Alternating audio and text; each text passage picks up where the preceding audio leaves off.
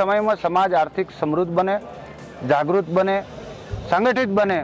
અને શિક્ષણ ક્ષેત્રે ખૂબ હરણફાળ ભરી દરેક તાલુકા મથકે એક શૈક્ષણિક સંકુલો બને, દીકરા દીકરીઓ ભણીને આગળ જાય, સરકારી નોકરીઓમાં કે વેપાર ધંધામાં સમાજ જોતરાય, સારી ખેતી અને સારા પશુપાલનના ધંધામાં પણ એ પ્રગતિ કરે, આ સહિતના જે આગામી સમયનું એક મોટું આયોજન અને ભાવિ ભવિષ્ય જે પેઢી છે એ બહુ ખૂબ પ્રગતિશીલ બને એના માટે આ એક ઝુંબેશ છે। 25 તારીખે અમારે ત્રણેય જિલ્લાના તમામ આગેવાનો ભાઈઓ બહેનો બધા આવશે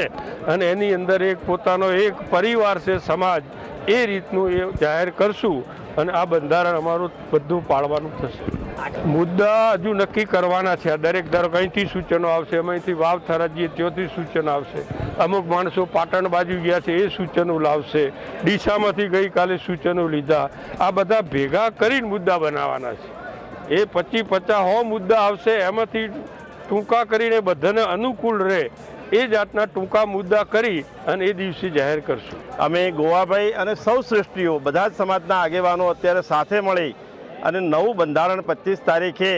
બધી જગ્યાએથી સૂચનો લઈ, દરેક ગોળની અંદરથી, દરેક તાલુકામાંથી એ સૂચનો લઈ અને પછી એમાંથી બધાને કોમન લાગે એ પ્રકારનું બંધારણ 25 તારીખે સમગ્ર સમાજના ખૂબ મોટી સંખ્યાની અંદર ભાઈઓ બહેનો યુવાનો વડીલો શ્રેષ્ઠીઓ બધાને સાથે રાખી અને ડીસા ખાતે જાહેર કરવાના છીએ અને અમને પૂર્ણ ભરોસો છે કે આ વખતનું બંધારણ એ બધા જ જિલ્લા બધા જ તાલુકાને આવરી અને એ પ્રકારનું બંધારણ બને કે રબારી સમાજ દરેક સમાજોની હરોળની અંદર ઊભો રહી શકે